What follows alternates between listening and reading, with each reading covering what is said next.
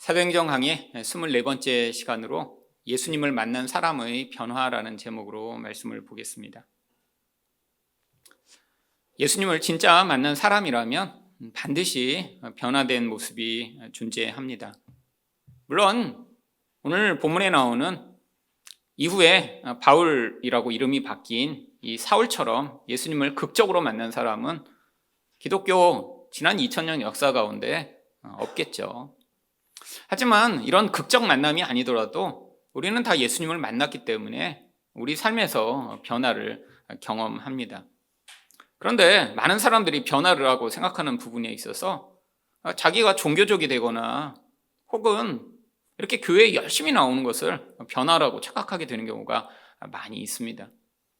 여러분, 이런 종교적 열심은 기독교가 아니라 다른 종교에서 오히려 더 많이 찾아볼 수 있죠. 불교를 믿는 분들이 정성을 들이는 모습처럼 그런 아주 지극 바치는 정성을 기독교인들이 따라할 수 있을까요? 아니, 이슬람 교도들이 하루에 5번씩 시간을 정하고 기도하는 것 같은 그런 종교적이고 정성을 바치는 모습을 기독교인들이 따라할 수 있을까요? 기독교 안에도 이렇게 예수님을 진짜 깊이 만나지 못했지만 자기가 종교적으로 마치 이전과는 다른 삶을 살기 때문에 변화되었다고 착각하는 경우들이 아주 많이 있죠. 여러분, 진짜 예수님을 만난다면 이런 종교적 변화가 아니라 오늘 이 사울이 보인 것 같은 이런 내적 변화를 보이게 되어 있습니다. 그렇다면 예수님을 만난 사람은 어떤 변화가 나타나나요? 첫 번째로 자신의 깊은 어두움을 직면합니다. 1절과 2절 말씀입니다. 사울이 주의 제자들에 대하여 여전히 위협과 살기가 등등하여 대제사장에게 가서 다메섹 여러 회당에 가져갈 공문을 청하니 이는 만일 그 도를 따르는 사람을 만나면 남녀를 막론하고 결박하여 예루살렘으로 잡아오려 함이라. 여러분, 지금 이 사울은 자기가 믿는 바에 있어서 누구보다 열심인 사람이었습니다.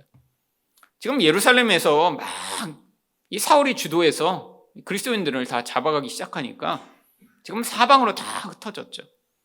이 다메섹에도 이렇게 흩어진 그리스도인들이 갔다라는 사실을 알게 되면서 이 예루살렘으로부터 170km나 떨어진 이 다메섹까지 그들을 잡으러 간 것입니다. 여러분, 엄청난 종교적 열심이죠. 그런데 바로 그 다메섹에 다가가던 그 순간에 어떤 일이 일어났나요? 3절 말씀입니다. 사울이 길을 가다가 다메섹에 가까이 이르더니 호련히 하늘로부터 빛이 그를 둘러 비추는지라. 이 하나님의 임재가 빛으로 나타났죠.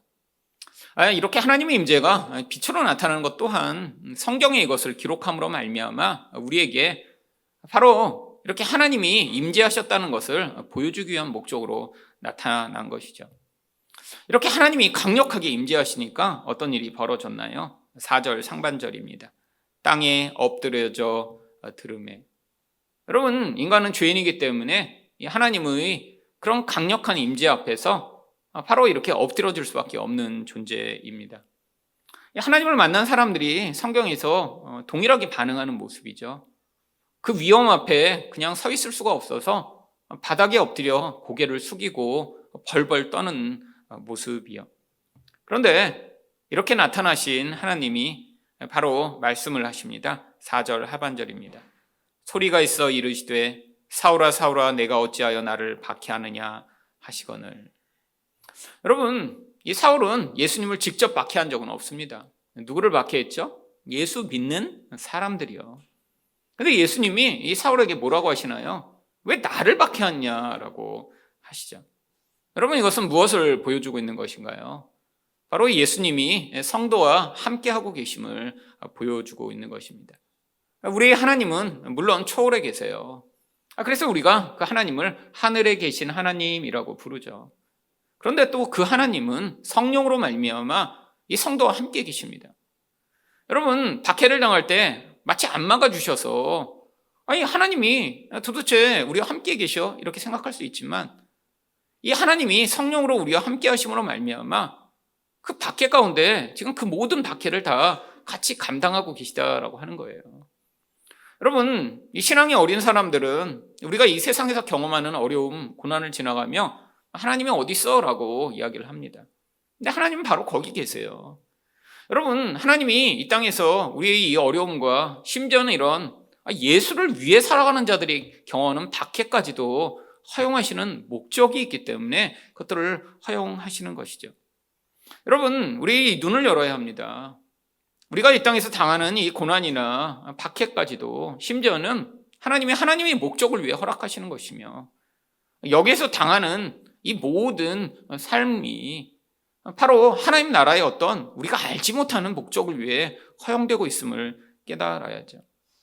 여러분, 만약에 아이를 키우는 부모라면 이 아이에게 모든 아이가 좋아하는 것, 원하는 걸 다 해주지 않는다는 것을 알고 있습니다. 여러분, 아이가 다 원하는 대로만 해주면 어떻게 되나요? 그게 나중에 심각한 문제를 일으키죠. 여러분, 아이들이 뭐 맛있는 것만 좋아하지, 또 재밌는 것만 좋아하지, 자기가 정말 해야 될 것들을 하거나 아니면 건강하기 때문에 음식을 먹나요? 여러분, 사탕 한번 맛본 아이는 계속 사탕만 먹고자 합니다. 저희도 어려서 아이를 키우며 이제 주스를 아이가 처음 먹어본 뒤로는 그 다음은 주스만 달리는 거예요. 주스. 우유도 안 먹어요. 우유도. 한 번 맛있는 걸 맛보고 나니까 다시는 우유도 모두 다 물도 안 먹고 오직 주스. 여러분, 이게 그럼 아이가 원하는 대로 주스만 줬으면 어떻게 될까요? 그래서 이건 다시는 주면 안 되는 악마의 음료구나. 다시는 안 사왔습니다. 다시는. 근데 그거 찾지 않게 되기까지 또 한참 걸리죠. 근데 어느 순간 되니까 이제 또 다시 이제 좋은 거라고 먹이기 시작하면 익숙해집니다. 어떤 집은 아이가 싫어한다고 야채 안 먹이는 집도 있더라고요. 나중에 어떻게 될까요? 물론 고기 맛있죠, 당연히. 근데 야채를 어려서부터 먹어봐야 나중에 성인이 돼서도 야채를 먹으며 균형 잡힌 이 생활을 할 수 있죠. 하나님도 마찬가지입니다. 우리가 힘들고 어렵다라고 우리 인생에서 어려운 일 하나도 없게 만드신다면 아마 우리들은 괴물과 같은 존재가 될 뿐이죠. 결국 이 하나님의 그 놀랍고 우리를 초월한 그 하나님의 계획을 받아들인 자만이 바로 이렇게 예수님이 내가 박해를 당하고 있다라고 말씀하시는 그 하나님의 의도를 알 수 있는 것입니다. 여러분, 사울은 놀라서 질문을 하죠. 5절입니다. 대답하되 주여 누구시니까? 이르시되 나는 내가 박해하는 예수라. 여러분, 바로 예수님은 우리와 함께 고난을 당하시고 함께 고통하시며 마치 우리가 되신 것처럼 지금 박해를 당하고 계시다는 거예요. 여러분, 그때 이 사울에게 예수님이 아주 구체적인 말씀을 주십니다. 6절입니다. 너는 일어나 시내로 들어가라. 내가 행할 것을 내게 이를 자가 있느니라. 하나님은 지금 이 사울을 향한 하나님의 특별한 계획을 가지고 지금 개입하시기를 원하시기에 이 사울을 인도하고 또 사울에게 새로운 빛을 인도할 사람을 준비하고 계시던 것이죠. 근데 이런 일이 벌어지고 있는데 7절에서 다른 사람들은 어떠했나요? 같이 가던 사람들은 소리만 듣고 아무도 보지 못하여 말을 못하고 서 있더라. 여러분, 신비한 이런 현상이 일어났습니다.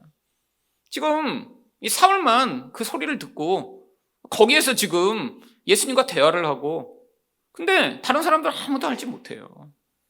근데 이 모든 상황이 벌어진 뒤에 사울이 어떻게 되었나요? 8절과 9절입니다. 사울이 땅에서 일어나 눈은 떴으나 아무것도 보지 못하고 사람의 손에 끌려 다메섹으로 들어가서 사흘 동안 보지 못하고 먹지도 마시지도 아니하니라. 여러분, 왜 하나님은 이렇게 사울이 3일 동안 아무것도 보지도 못하는 그런 상태가 되도록 하신 것인가요? 바로 이 사울의 본질 안에 있는 자기 어두움을 직면하도록 하신 것입니다. 여러분, 사울은 지금 이 다메섹에 갈 때 마음 안에 이 살의가 가득한 채로 갔어요. 사실 다 죽여버리고 싶었던 거죠. 근데 왜 그렇게 됐나요? 사실은 자기가 믿고 있는 바가 너무 확고했기 때문입니다. 근데 그 결과가 뭐예요? 예수님을 박해하고 예수 믿는 사람들을 미워하고 박해하고 죽이고 싶어하는 하나님의 뜻과 가장 반대되는 것이죠. 여러분, 성경에서 가장 중요한 악이 무엇인가요? 하나님을 대적하는 거예요. 그리고 이웃을 사랑하지 않고 죽이려고 하는 거예요. 근데 그것이 자기에게 가장 정당하며 옳은 것이라고 생각하며 행했던 이 사울의 행위예요. 여러분, 이게 얼마나 악한 것인가, 그 어두움을 직면하도록 하신 것입니다. 여러분, 인간은 자기의 어두움을 스스로 볼 수 없어요. 여러분, 참 이게 문제죠. 여러분, 인간이라는 존재는 자기 방어적인 그 내면적 메커니즘에 의해 절대로 자기는 문제가 없다라고 자연스럽게 그냥 생각하게 됩니다. 옆에 있는 사람을 보면 그렇지 않아요. 근데 여러분, 혼자 있으면 절대로 그걸 볼 수 없습니다. 그래서 하나님이 우리를 결혼하게 하시고 다른 사람과 같이 살게 하시는 거예요. 여러분, 이 교회도 우리가 이렇게 모여 있으면 다른 사람들 이렇게 오래되면 다 보이잖아요. 그렇죠? 자기 혼자 있을 때는 알지 못하던 그런 부분들이 사람들과 같이 있으면 드러납니다. 근데 교회는 아주 약하죠. 일주일에 이렇게 짧게 모여. 그리고 인간이 그 본질적 모습을 다 감추고 있으니까요. 여러분, 근데 결혼하면 훨씬 더 잘 드러납니다. 물론 자기는 인정 안 하지만 배우자가 다 인정을 해줘요. 내 남편이 이렇다, 내 아내는 이렇다. 그래서 상호 이야기를 들어보면 자기는 보지 못하던 자기 내면을 드러나 보이게 되어 있습니다. 여러분, 이게 빛이 가져오는 결과죠. 여러분, 아침에 태양빛이 트면 집안에 가득하던 먼지가 보이기 시작합니다. 원래 있던 거예요. 근데 이전에 보지 못했을 뿐이죠. 여러분, 지금 하나님은 이 빛으로 나타나셔서 이 사울의 어두움을 스스로 직면하도록 하고 계신 거예요. 여러분, 우리는 이 깊은 어두움을 다 가지고 있는 존재입니다. 여러분, 자기 어두움을 직면하지 못한 사람은 엄청난 종교적 열심을 가지고 교회도 다닐 수 있어요. 아니, 열심히 하나님 일을 할 수도 있어요. 근데 나중에 어떻게 되는 거예요? 이 어두움이 결국 그를 지배하여 점점점 나이가 들고 힘이 강력해질수록 더 어두운 존재가 되어버릴 뿐이죠. 여러분, 이런 어두움 모든 사람들이 가지고 있지만 이게 종교성을 가지게 되면 더 문제입니다. 왜냐하면 이 자기의 어두움으로 행하는 모든 이런 일에 신적 권위를 부여하기 시작하거든요. 여러분, 세상에서도 많은 사람들이 그 어두움의 힘에 의해 자기가 믿는 게 옳다, 내가 주장하는 것만 정답이다라고 남을 정죄하고 파괴하고자 하는 사람들 많이 있습니다. 여러분, 그런데 이게 종교성을 가지게 되면 더 문제인 거예요. 여러분, 사울처럼 그 믿는 바가 너무 확실하다 보니까 자기가 예수를 박해하고 그리스도인들을 죽이면서까지도 그 정당성이 너무 강해 사람들을 죽이는 게 너무 당연하다고 생각하는 이런 태도가 나타나게 되는 것이죠. 여러분, 예수님을 진짜 만난 자는 자기의 어둠을 그래서 보게 되어 있습니다. 여러분, 자기의 어둠을 보지 못하면 반드시 문제가 발생하게 되어 있어요. 여러분, 참 비답해서 자기 내면의 그 어둠을 먼저 직면한 자만이 정말 하나님이 원하시는 온전한 회개와 변화의 길로 나아갈 수 있습니다. 여러분, 예수를 믿는다는 게 그거예요. 우리가 복음의 빛 앞에 계속해서 서야 되는 이유가 바로 그것이죠. 여러분, 제 주변에도 참 생각할 때 참 너무나 좋은 목사님이고 또한 굉장히 영향력 있는 분이지만 자기 영혼 안에 있는 이 깊은 어두움을 보지 못할 때 그 어두움으로 말미암아 스스로 무너지고 붕괴된 분들을 너무나 많이 보았습니다. 제가 20여 년 전에 코스타에 강사로 간 적이 있습니다. 근데 거기에 어떤 목사님을 만나게 됐어요. 근데 그분이 설교하시는데 정말 그때는 충격이었습니다. 저도 20여 년 전에는 이렇게 복음을 정말 온전하게 알지 못하고 그때 막 배워가는 과정이었는데 이분은 설교를 하시는데 정말 그때까지 제가 궁금해하고 이런 건가 아닌가 하는 거를 정말 너무나 강한 확신으로 선포하시는 거예요. 그러면서 기복이 뭔가, 정말 율법이 뭔가, 정말 그 당시에는 제가 애매하게 생각하고 있던 부분들을 얘기하시는데 이게 뭐 이럴 수도 있습니다, 이런 게 아니라 정말 얼마나 사람을 후벼파면서 설교를 하시는지 듣고 있는 저도 막 몽둥이로 맞은 것처럼 아프기 시작한 거예요. 막 그냥 다 때려잡아요. 그냥 막 그냥 이 기복주의자들. 그러니까 그 설교를 듣는 모든 사람은 그냥 기본이 기복주의자고 율법주의자라고 그냥 전제를 하고 복음을 알지 못한다라고 설교를 하는데 정말 막 설교가 칼날 같았습니다. 그래서 야 진짜 무섭다. 저렇게도 설교할 수 있구나. 저도 설교하지만 지금도 제가 이제 복음을 많이 알게 됐지만 그렇게 막 후벼파면서 설교는 못 하거든요. 그렇잖아요. 어떻게 그러겠어요. 근데 이분은 그냥 거리낌이 없어요. 그리고 설교를 듣고 났는데 제가 한편으로는 감동되면서도 야 진짜 세다. 저렇게도 설교할 수 있네. 그리고 이제 돌아왔습니다. 근데 몇 년이 지나서 제가 미국에서 이제 목사님들을 가르치는데 제 수업을 듣는 목사님들이 저를 찾아오시더니 아무개 목사님 아시냐고 그러는 거예요. 그래서 내가 몇 년 전에 코스타 가서 만난 분인데 그랬더니 어떻게 아냐고 그랬더니 요즘 인터넷에서 아주 그냥 유명한 분이 됐대요.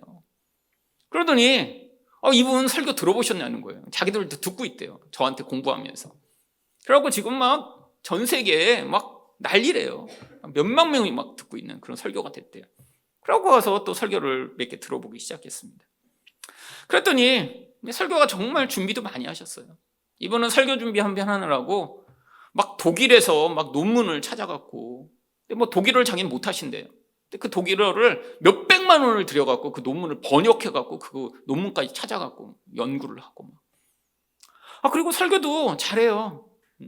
또한 뭐 예화도 뭐 저처럼 제가 개인적으로 경험한 예화가 아니라 막 유명한 분들을 또 이렇게 어떻게 만났어요. 또 신기하게. 그래갖고 뭐 옛날에 정치도 했었고 막 그러면서 알만한 그런 뭐 장관 막 유명인들을 다 그걸 예화로 사용을 해요. 그래서 야, 저건 어떻게 저렇게 유명한 사람도 많이 알지? 근데 문제가 복음을 얘기합니다. 그리고 율법이 잘못됐고 기복적인 게 잘못됐다고 얘기하는데 설교가 너무 날카로워서 뭐 4, 50분 되는 설교를 듣는 동안에 막 심장이 막 칼날로 맞은 것처럼 계속 아픈 거예요. 근데 왜 이렇게 듣기가 힘든가 그랬더니 설교의 비난, 분노, 막 정말 미움, 정죄가 가득해요. 그러니까 설교 한 편을 들으면 막 계속 막 누군가를 미워하고 정죄하고 나쁜 놈이라고 하고 가짜라고 하고 막 그 소리를 다 들으며 설교를 들어야 되는 거예요. 그래서 이분 참 좋은 복음을 이렇게 날카롭고 고통스럽게만 전해야 되나? 근데 이 설교가 점점 세지더니 나중에는 설교 제목이 아예 양복 입은 무당들이에요. 설교 제목이. 근데 양복 입은 무당이 누구냐면 다른 목사들은 다 양복 입은 무당이라는 거예요. 좋은 목사님도 분명히 있죠. 양복 입은 무당 같은 그런 사람도 또 있습니다. 여러분 어디나 그렇잖아요. 여러분 기독교에도 제가 만나보니까 또 그렇게 무당 짓하는 그런 나쁜 놈들도 있어요. 목사들 중에. 근데 좋고 훌륭하고 정말 헌신적인 분들도 많이 있습니다. 근데 이분이 설교에서 이 양복이든 무당들아 막 다 하면서 다른 모든 목사들은 다 이렇게 무당이라고 설교를 하는데 너무 약간 얼굴이 빨개지는 거예요. 사람들이 그러니까 그 설교에 열광해서 이제 목사님한테 전화하고 메일 보내면서 우리 교회가 이런 상황이다. 그러면 그 사람들이 보낸 그런 이야기를 들은 뒤에 이렇게 헌금하면 복 받는다고 우리 목사님이 가르쳤습니다. 그러니까 설교에서 뭐라고 하냐면 멱살을 잡고 그 목사들 다 강단에서 끌어내리라고. 설교 시간에 그렇게 얘기하는 거예요. 그래서 제가 이분 정말 위험하다. 저렇게 분노와 미움과 자기 외의 모든 사람들은 다 악한 인간이라고 어떻게 설교할 수 있을까? 참 좋은 내용이었는데 라고 생각하고 설교를 듣지 않았습니다. 근데 그러고 제가 이제 미국에서 유학을 마치고 귀국을 했어요. 근데 이분이 막 이렇게 인터넷으로 유명해지고 미국에서 목회하는 분이었는데 한국에도 이분의 이 애독자들이 많이 생긴 거예요. 그래서 이 한국에 있는 성도들이 이분한테 아마 계속 연락을 했나 봐요. 한국에 오기만 하면 그냥 불일 듯이 교회가 일어날 것 같다. 그래갖고 자기 미국의 교회를 버리고 한국에 와서 개척을 했습니다. 근데 제가 마침 한국에 왔을 때예요. 그리고 그때는 뭐 2년 동안 놀았으니까 시간도 많겠다. 그 교회 한번 가보자. 지금 어떻게 됐나. 얼마나 사람들이 많이 모이고 열광하나. 마침 교회가 또 가까운 데 있었어요. 그래갖고 제가 주일날 가서 예배를 드렸습니다. 사람들이 많았어요. 뭐 한 5, 600명 정도 모였던 것 같아요. 근데 제가 설교를 듣는데 설교를 못 듣겠는 거예요. 정말 제가 예배를 드리러 갔잖아요. 주일 예배 드리러 간 겁니다. 주일날. 근데 그 설교 동안에 너무 그 정죄와 미움과 정말 그 공격이 너무너무 불편해갖고 제가 예배를 드리다 말고 중간에 그냥 나와버렸습니다. 예배 1시간을 못 드리겠는 거예요. 막 너무 불편해갖고. 그러고 이제 집에 오면서 아니 저 설교가 너무 좋다고 왜 미국에서부터 사람들이 저분을 초청했지? 아니 저 안에 있는 그 미움과 분노 그걸 사람들이 못 느끼나? 그리고 집에 돌아왔어요. 너무 마음이 찹찹했습니다. 아니 그 전에 10년 전에 만났던 그 목사님은 저 정도는 아니었는데 왜 10년 동안 저렇게 되었을까? 여러분, 근데 몇 개월이 지나지 않아 충격적인 소식을 들었습니다. 이 목사님이 자살을 하신 거예요. 여러분, 난리가 났습니다. 그래서 왜? 그만큼 많은 사람들이 설교를 들었고요. 영향력이 그래도 있었으니까요. 여러분, 왜 자살을 했나 보니까 이분이 우울증이랑 공황장애가 너무 심했대요. 그래갖고 어느 날 집에서 자살을 하신 거예요. 여러분, 근데 제가 그때 너무 안타까웠어요. 여러분, 저는 설교를 들으며 그분 설교 들으니까 정말 그 안에 어두움이 가득한 걸 느낄 수 있었어요. 자기 안에는 여러분 우울증이라는 게 뭐죠? 너무너무 화가 나는데 그걸 표출하지 못하면 우울증이 되는 거죠. 근데 너무 밉고 너무 잘못하고 정말 너무 다 때려 부수고 싶은 대상이 너무 많았던 거예요. 이분은. 이 대상이 다 누구였어요? 모든 교회였어요. 모든 교회. 그러니까 너무 화가 나는데 그게 해결이 안 되니까 그게 결국 쌓이다가 자기를 파괴해버린 것이죠. 여러분, 그 교회 아직도 있습니다. 그 교인들은 지금 미국과 한국에서 여전히 교회가 그 이름으로 남아있고요. 그 목사님이 살아생전에 하신 설교를 아직도 들으며 지금도 수백 명씩 모여 있어요. 참 굉장히 훌륭한 분이었던 것 같아요. 처음엔. 정말 깊이 있는 연구를 할 수 있는 설교자 한국에 찾아보기 힘들었고요. 또 그렇게 정말 담대하게 설교하는 설교자 만난 적이 없는데 결국 자기 안에 있는 어두움이 자기를 삼켜버린 것이죠. 여러분이 이 교회에 오셔서 복음을 들으셨죠. 여러분, 근데 이 복음에는 양면성이 있습니다. 이 복음으로 말미암아 여러분이 예수님을 진짜 만난 사람이라면 자기 어두움을 보시기 시작해야 돼요. 여러분, 복음은 무엇을 얘기해 주나요? 바로 우리는 스스로 구원받을 수 없는 존재임을 우리에게 얘기해 주는 게 복음이에요. 우리 안에 선한 게 하나도 없음을 보여주는 게 복음입니다.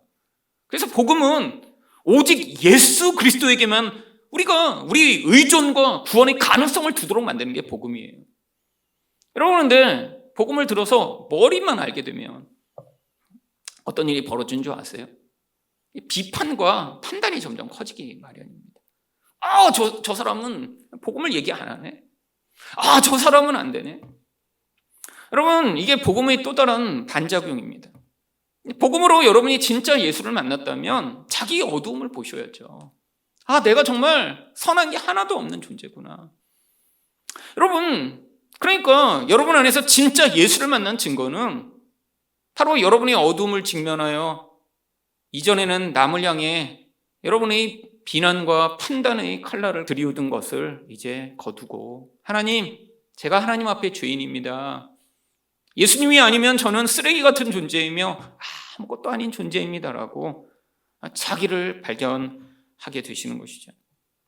여러분, 우리는 다 남의 문제는 너무 쉽게 보입니다. 여러분, 다른 사람은 다 문제가 다 보여요.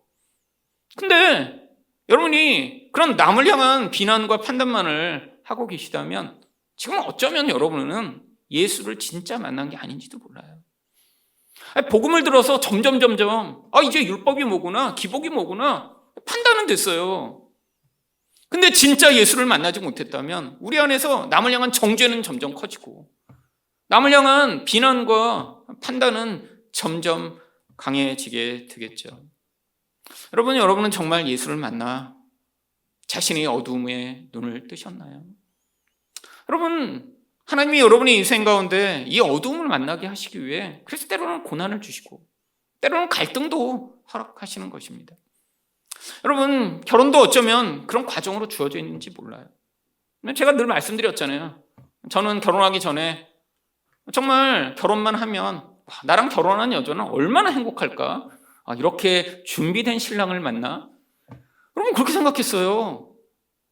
근데 결혼해 보니까 나라는 인간은 정말 뼛속까지 이기적이고 악하구나.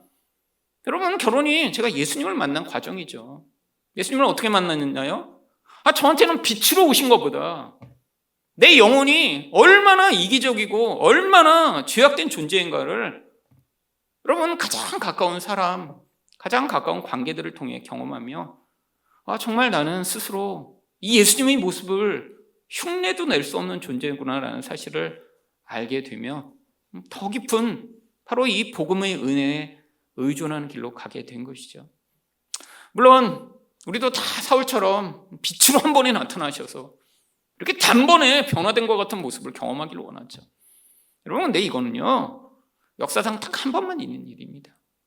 우리는 우리 일상을 통해 계속 우리의 어둠을 만나게 되어 있어요. 여러분 하나님이 우리 인생 가운데 이런 어둠을 통해 정말 참으로 빛을 열망하는 자들로 되도록 만드셔서 남을 비난하고 정죄하기보다는 정말 우리 어둠을 만난 자가 마땅히 반응해야 할 긍휼과 은혜로 반응하는 자가 되기를 원하시는 것입니다.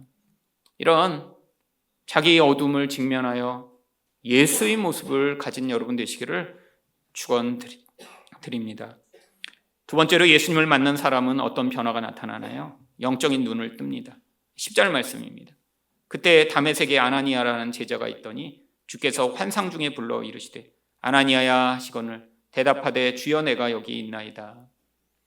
여러분 참 이 초대교회에는 이런 신비하고 놀라운 일들이 참 많이 있었죠. 이 아나니아 딴 데는 나오지도 않는 사람인데 이렇게 막 주님의 음성을 들을 수 있는 이런 놀라운 은혜를 경험하다니요. 정말 초대교회는 성령의 역사도 강력했고 다른 한편으로는 하나님의 말씀, 이 성경이 완성되지 않았기 때문에 하나님이 이렇게 직접 개입하신 경우가 아주 많이 있었습니다. 여러분 이렇게 하나님의 음성을 듣는 아나니아에게 11절에서 주께서 뭐라고 말씀하셨나요? 주께서 이르시되 일어나 직가라고 하는 거리로 가서 유다의 집에서 5사람 사울이라는 사람을 찾으라. 그가 기도하는 중이니라. 지금 하나님이 아나니아를 준비시키셔서 이 사울을 돕도록 하신 것입니다. 근데 이 사울에 대해 아나니아도 다 알고 있어요. 모를 수가 있나요? 지금 자기 아는 사람들 다 잡아다가 죽이는 이런 무시무시한 놈인데요. 그러니까 13절에서 아나니아가 뭐라고 얘기합니까? 아나니아가 대답하되 주여 이 사람에 대하여 내가 여러 사람에게 들은싸운즉 그가 예루살렘에서 주의 성도에게 적지 않은 해를 끼쳤다 하더니 여기서도 주의 이름을 부르는 모든 사람을 결박할 권한을 대제사장들에게서 받았나이다 하고는. 이거 지금 무시무시한 거 아니에요? 지금 숨어 있어도 지금 무서운 판에 그 사람을 찾아가라니요? 여러분 그랬더니 주께서 뭐라고 얘기하십니까? 15절과 16절입니다. 주께서 이르시되 가라. 이 사람은 내 이름을 이방인과 임금들과 이스라엘 자손들에게 전하기 위하여 택한 나의 그릇이라. 그가 내 이름을 위하여 얼마나 고난을 받아야 할 것을 내가 그에게 보이리라 하시니. 참 하나님의 신비하신 섭리죠. 여러분 우리는 눈으로 볼 때 이 사울이라는 존재가 이런 존재가 될 것이라고 전혀 예측할 수 없습니다. 여러분 근데 하나님은 하나님의 계획을 가지고 인생을 이끌어 가세요. 여러분 우리는 이미 다 나중에 이 사울이 바울이 돼요. 어떤 인생을 살았는지를 알고 있기 때문에 너무 당연하게 받아들이지만 사울 자신도 이전에 사울을 알고 있던 모든 사람도 한 명도 사울이 이런 인생을 살게 될 것이라고 추측도 할 수 없었죠. 여러분 우리도 마찬가지입니다. 여러분 하나님이 인생에 개입해 오시는 때 사람마다 다 다르죠. 여러분 저는 마침 그래도 조금 일찍 제 인생에 하나님이 개입해 오셔서 20대부터 이 변화의 과정을 겪고 여기에 왔습니다. 여러분 근데 어떤 사람은 늦게 하나님이 개입하실 수 있죠. 여러분 우리가 옆에 있는 사람 보고 그래서 함부로 판단하시면 안 돼요. 또 절망하시면 안 돼요.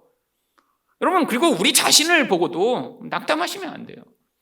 내가 40이나 됐는데 내가 50이나 됐는데 여러분 이 과정을 통해 더 은혜로 나아가는 것입니다.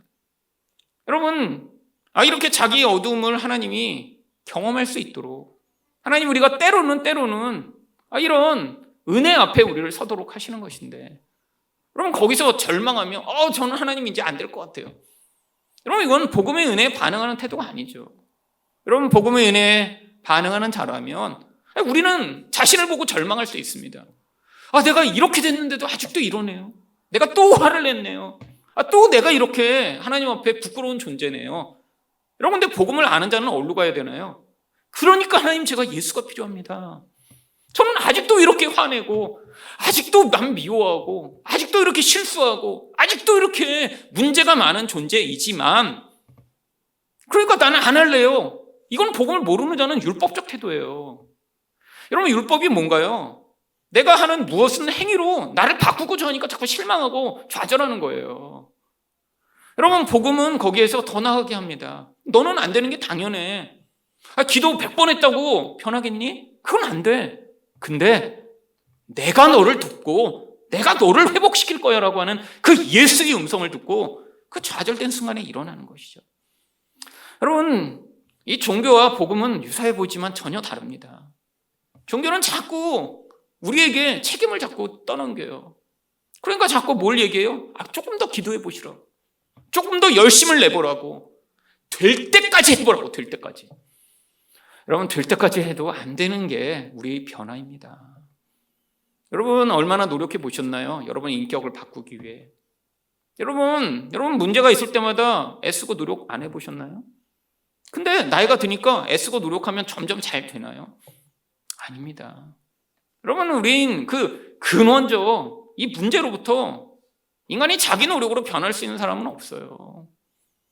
이 모든 문제의 근원이 되는 게 단순히 우리가 뭐 화내고 나쁜 짓 하는 정도인가요? 우리 영혼의 근원에서부터 튀어나와 내가 하나님처럼 되려고 하며 영혼이 공허하여 그 무서운 공허를 채우려고 하는 이 욕망으로부터 말미암아 결국 주변에 있는 모든 사람들도 나의 도구가 되고 하나님마저도 우상처럼 여기는 이 근원적 본질인데 우리가 어떻게 싸우고 애써서 그를 변화시킬 수 있을까요? 여러분 그래서 자신을 향해서나 다른 사람을 향해 여러분 낙심하시면 안 돼요.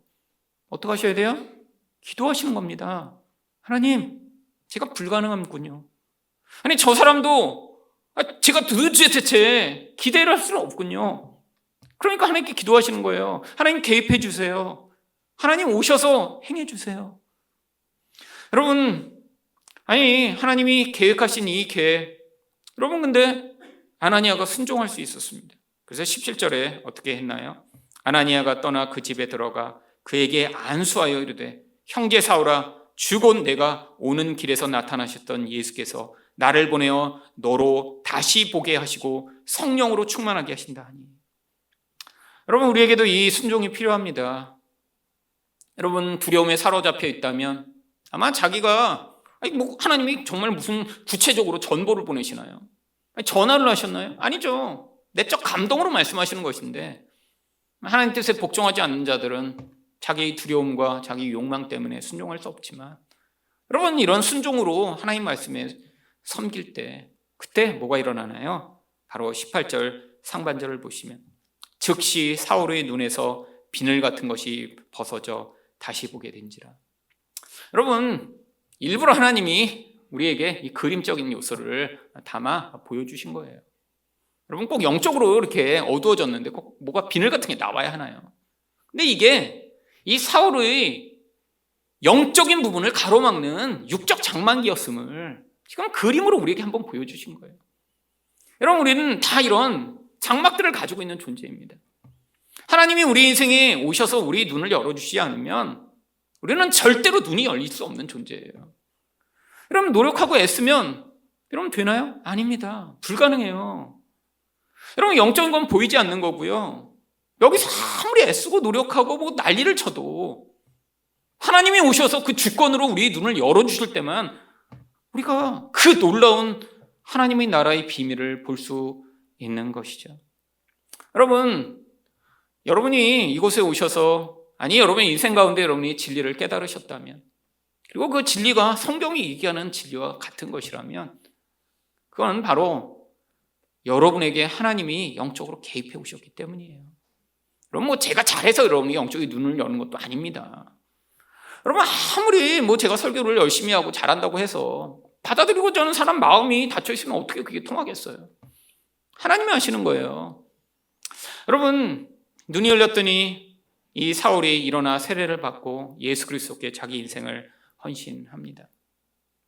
여러분, 이런 놀라운 눈이 열리는 변화, 예수께 헌신하여 그 인생을 정말 고난 가운데도 포기하지 않고 걸어갈 수 있는 이 변화, 정말 은혜에 반응하고 예수님을 만난 사람의 인생에서 나타나는 것이죠. 여러분, 제 인생 가운데도 예수님이 정말 제 눈을 열어주지 않았으면 어떨까? 지금도 정말 아찔할 때가 너무 많이 있어요. 제가 제 20대 때의 모습을 알고, 아니, 이 깊은 은혜를 경험하기 전에 30대 때도 설교 계속했거든요. 여러분, 그런데 정말 제가 눈이 열려 정말 이 진리를 알고 복음을 알게 된 이후에 제 이전의 설교와 이전의 생각을 보면 너무나 정말 그 어리석음 그 자체인 거예요. 여러분, 그러니까 제 인생에서 하나님이 베풀어 주신 이 은혜의 여정, 눈을 열게 해주시는 여정이 너무 감사하죠. 여러분, 이번 주에도 정말 제가 정말 내가 받은 은혜가 얼마나 크고 놀라운 것인가 또 다시 깨닫는 시간이 있었습니다.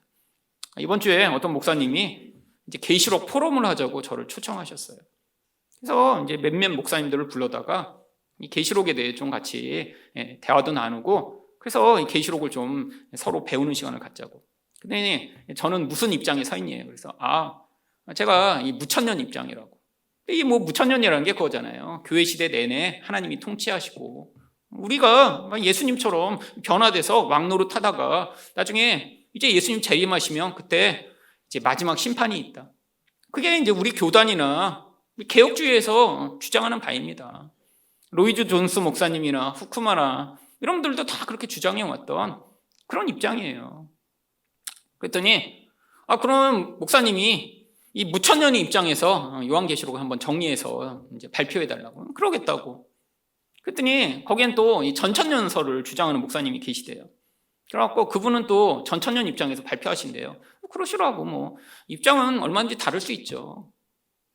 가서 이제 만나서 먼저 저보고 발표하시다고 하더라고요. 그래서 제가 먼저 무천년 입장에서 얘기를 했습니다. 제가 이제 10가지로 또 이제 준비해 갔거든요. 그래갖고 왜 무천년이 맞는가? 지금이 왜 천년왕국 시간인가? 왜냐하면 여러분, 요한계시록에 나오는 모든 숫자는 다 상징적 의미를 가진 숫자입니다. 천년이 어떤 천년이에요? 장구한 시간. 이 교회 시대 내내 우리는 뭐 하라는 거예요? 왕노릇하도록 이 세상을 살고 있다는 거예요. 그리스도와 더불어 왕노릇하여 사람들을 섬기고 사랑하고 희생하는 그런 왕이 우리 역할이라고. 그래서 제가 성경 몇 구절을 보여서 이제 발표를 했어요.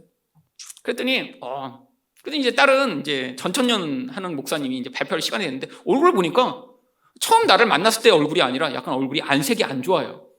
약간 굳어 있어요. 근데 그분이 나이가 굉장히 많으세요. 뭐 70 몇 살 목사님인데. 근데 처음에 딱 그러시더라고요. 자기는 35년 동안 요한계시록만 연구하셨대요. 그래서 딴 것도 연구하시지 왜 35년 동안 요한계시록만 연구하셨나? 딴 거 엄청 성경 많은데. 그래서 그때부터 약간 분위기가 이상했어요. 근데 35년 전에 자기가 이 요한계시록을 알고 싶어서 기도를 했대요. 그랬더니 예수님이 꿈에 나타나셨대요. 그래서 거기서부터 벌써 제가 이거 좀 이분이 지금 뭔가 약간 분위기가 약간 싸하다 그때 느끼기 시작했어요. 그들이 꿈에 나타나셔서 자기한테 요한계시록을 그때 깨달을 수 있도록 해주셨다네요. 그러더니 자기 주장을 펼치시기 시작했는데 일단 말이 안 되는 주장을 펼치기 시작했습니다. 그러니까 거기 있던 목사님들도 다 너무 말이 안 되니까 아니 요즘에 그렇게 믿는 분은 없거든요. 그러니까 35년 전에 믿던 그게 그냥 너무 강화돼 버리신 거예요, 이게. 그러니까 성경을 이분은 문자 그대로 봐야 돼요. 문자 그대로 다. 그래갖고 666 하면 666 여기 이제 나중에 마귀가 와서 새길 거고 왜 성경을 문자로 안 보냐고 막 그러면서 얘기하시는데, 근데 이제 저는 가만히 있었어요. 그분 분위기를 딱 보니까 내가 얘기했다가는 이제 나를 공격할 것 같아서 저는 가만히 있었습니다. 그랬더니 딴 목사님들이 목사님 그 근거가 너무 약간 이상하잖아요. 근거를 좀 얘기해 주세요. 그랬더니 이제 딴 목사님들을 막 공격하기 시작하더라고요. 그리고 제가 나중에 한마디 딱 물어봤습니다. 정말 근데 나중에 예수님이 오셔서 딱 진짜 1년, 2년, 3년 해서 1000년 동안 이렇게 왕노릇 하게 해주실 거고 그렇게 믿으시냐고. 그랬더니 그렇게 안 믿고 있냐고. 성경이 1000이라고 천년이라고 써 있는데 나중에 1000년 동안 그렇게 될 거라고 그렇게 얘기하시더니 뭐라고 하시냐면, 아니 그럼 나중에 왕이 이렇게 안 시켜주신다면 왜 예수를 믿냐고. 아니 지금도 내가 왕이 못 돼갖고 지금 힘들고 있는데 성경에 약속이 있지 않냐고. 예수님이 오면 10골 5골을 다스릴 권세를 주시지 않겠냐고 하지 않았냐고. 그러면 지금 집에서도 내가 왕노릇 못하고 교회에서도 왕노릇 못하는데 나중에도 왕이 안 된다면 예수 믿는 게 무슨 소용이야. 나는 왕이 돼서 다스릴 거야.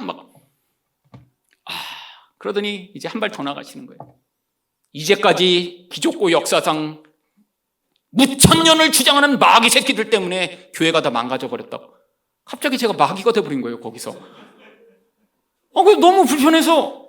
그러더니 자기 사명은 이 마귀 새끼들로부터 교회를 구원하는 게 자기 사명이라 자기가 35년 동안 예수님이 오셔서 1000년 동안 왕 노릇하시고 우리가 왕이 될 이거를 가르쳐 오셨다고 얘기하면서 나중에는 이제 꼭 나이 드신 분이 꼭 거기다 참가하는 게 있어. 너 나이 몇 살이야? 여기에 드는 거야. 나이 몇 살이야? 자기 나이 많다는 거예요. 그러더니 나이도 어린 게 성경을 얼마나 연구했길래 그러냐고 이제 저를 공격하세요. 그러더니 근거를 내봐. 성경 얘기해봐. 그래서 이제 우리는 너무 분위기가 안 좋아지니까 이제 농담을 하셔. 어떤 목사님이 오늘 정말 끝판왕 토론이네요. 우리 문 잠글까요? 근데 이분이 막 계속 공격을 하시는 거예요. 그래서 한 말 안 했어요. 그냥 한 말 안 하고 가만히 있었어요. 한마디라도 했다가는 정말 멱살 잡힐 것 같더라고요. 그리고 가만히 이렇게 해서 목사님 물어보셔도 저 답 안 해요. 저를 공격하시려고 하는데 뭐로 제가 답을 하겠어요. 사실은 그 포럼을 이후에도 여러 번 하기로 계획을 하고 했다가 제가 그 포럼을 개최한 목사님한테 다음엔 절대 안 오겠다고, 저 부르시지 말라고. 그래서 딴 목사님들 다 안 오겠대요. 그러더니 그 열정 있는 목사님만 계속 오시겠다는 거예요. 그래서 네, 그러고 끝나버렸습니다. 그때는 그냥 약간 황당했는데 집에 오는데 화가 나기 시작하는 거예요. 내가 마귀야? 이 나쁜 인간. 지금 자기가 잘못 알고 있고 아니요, 지금 35년 전에 성경을 해석하던 방식대로. 근데 그게 신천지가 지금 해석하는 방식이거든요. 이 세대주의적 전천연설. 나중에 예수님이 오시면 이제 세상의 땅을 다 14만 4천 개로 나눠갖고 거기서부터 공로가 많은 숫자대로 10골 5골 다 나눠서 다스리게 해서 지금 신천지 교인들이 뭐하고 있는 줄 아세요? 나중에 자기가 다스릴 땅을 계속 지금 서로 협상해갖고 지금 나누고 있어요. 거기서 열심히 있는 지위가 높은 사람은 나는 미국이 좋으니까 캘리포니아를 가질 거야. 그러면 언니가 먼저 가지세요. 약한 사람은 그러면 나는 저 울릉도는 가져야겠다. 이러고 지금 땅 나누게 하고 있는 거예요, 신천지가. 여러분, 신천지에 왜 이렇게 젊은 사람들이 많은 줄 아세요? 여러분, 그 젊은 사람들이 지금은 너무 비참하게 사니까. 지금 나중에 세상에 천년왕국이 오기만 하면 그때 이 잘 사는 사람들이 가진 모든 좋은 거 다 뺏어갖고 내가 왕이 될 거라 그거 지금 믿으며 살고 있는 거예요. 여러분, 근데 그렇게 잘못된 거를 아닌 것 같고 왕노릇은 이렇게 제가 섬기고 희생하는 거로 했더니 오히려 저를 마귀 새끼 취급받아갖고 처음엔 기분이 나빴어요. 근데 제가 가만히 생각해 보니까 그때 그 목사님이 점점 불쌍해지기 시작한 거예요. 여러분, 35년 동안 얼마나 애를 많이 쓰셨을까요? 자기는 막 35년 요한계시록만 연구하셨대요. 얼마나. 그리고 심지어는 이 얼마나 열심히 특심하셨는지 반모섬까지 직접 갔다 오셨다는 거예요. 이 요한계시록 이 뭔가 증거를 찾기 위해. 반모섬에 뭐가 있겠어요? 아무것도 없죠. 2000년 전에 무슨 반모섬에 뭐가 남아있겠어요. 거기까지 갔다 오셨대요. 막 1000만 원 들여서. 그러니까 열심히 특심하신 분이세요. 근데 뭐가 없어요? 눈이 열리지 못한 거예요. 단순히 요한계시록이 문제가 아니라 그냥 성경 전체에 대해서 여전히 자기 욕망을 이루어줄 하나님으로 그냥 계속 믿고 계셨던 거예요. 근데 하나님이 내 욕망을 이루어줘야 되는데 지금은 어때요? 욕망을 하나도 안 이루어줘요. 그러니까 너무 화가 나는 거예요, 하나님에 대해서. 그러니까 무엇만 바라고요? 나중에 천년왕국이 임하면 나는 왕이 될 거야. 열심히 살았으니까 그때 나한테는 많은 땅이 주어지겠지. 그리고 여태까지 나를 힘들게 만들었던 모든 사람들을 노예로 부르며 나는 그렇게 강력한 권세를 가진 자가 될 거야 라고 생각하셨던 것이죠. 여러분, 저희 모습과 굉장히 오버랩 됐습니다. 저도 제가 20대 후반까지 믿을 때 저도 그렇게 요한계시록 믿고 있었거든요. 나중에 천년왕국이 오기만 하면 나도 왕 돼야지. 그래서 그때 갖고 싶은 거 다 갖고 그리고 떵떵거리며 살아야지. 여러분, 근데 그런 생각을 가지고 있던 제가 어떻게 이렇게 변했나요? 제가 열심히 살아서요? 제가 보니까 그 목사님보다 열심히 못 산 것 같아요. 전 밤모섬 못 가봤거든요. 그런 열심이 없었어요. 근데 예수님이 찾아오셔서 이 어두운 눈을 열으시고 이 성경의 진리가 무엇인가를 가르쳐 주셨던 것이죠. 여러분은 지금 눈을 뜨셨나요? 여러분, 하나님은 여러분의 욕망을 이루어주는 우상이 아닙니다. 아니, 지금 안 이루어주니까 그러면 나중에라도 여러분을 왕되게 만들고 여러분이 원하는 인생을 살게 만들어주는 그런 가짜 우상이 아니에요. 하나님은 우리 욕망이 다 부서져 마치 예수님처럼 자기를 죽여 남을 살릴 수 있는 존재로 우리를 만드시고자 하는 그런 전능하신 하나님이시죠. 여러분, 눈이 열리지 않은 자들은 여전히 예수님, 하나님을 이런 우상처럼 바라보고 있죠. 근데 하나님을 이렇게 바라본다고 정말 거대한 왕처럼 될 수 있나요? 그러니까 계속 신앙에 문제가 생기는 거예요. 아니, 내가 이렇게 열심히 살았는데 왜 하나님은 내 인생에서 이런 부요와 축복을 주시지 않지? 아니요. 여러분이 정말 영적 눈이 열리셨다면 그 자기의 욕망을 내려놓고 남을 섬기고 희생하는 것이 얼마나 큰 축복인가 여러분 인생에서 맛보게 하셨을 것입니다. 만일에 저도 제 인생에 이런 눈이 열리지 않았다면 아마 지금 저희 인생은 굉장히 정말 불만과 원통함이 가득한 인생이겠죠. 아니, 저도 한 번도 태어나서 제가 집에서 맨날 밥하고 청소하고 이럴 거려는 꿈에도 생각 못했어요. 제 아내가 다 하고 나는 마치 모든 걸 잘하는 아내 옆에서 집에 가면 편안하게 여보 하는 길에 내 어깨도 좀 주무르고 하면서 왕처럼 살게 될 거라고 생각을 했죠. 그래서 완벽한 여자를 원했던 거예요. 나만 편하고 나만 즐겁게 살려고, 그리고 내 주변에 있는 모든 사람들은 내 말을 다 들어 편안하고 행복하게 살려고. 여러분, 근데 하나님이 제 인생에서 저희 영혼을 꺾으시고 그래서 제가 복종하며 살고 있는데 여러분, 그게 저주인가요? 아닙니다. 여러분, 저는 자발적으로 종이 된 거예요. 여러분, 가정에서도 여러분도 마찬가지예요. 여러분이 자발적으로 여러분 안에 있는 이 욕망을 꺾어내고 자발적으로 종이 안 되면 여러분은 고통하실 거예요. 옆에 있는 사람이 밉겠죠. 여러분, 근데 여러분이 자발적으로 복종하면 행복해집니다. 여러분은 정말 눈이 열린 인생을 살고 계신가요? 여러분, 바울처럼 눈이 열려 참된 하나님이 주시는 놀라운 변화의 축복을 누리는 여러분 되시기를 축원드립니다.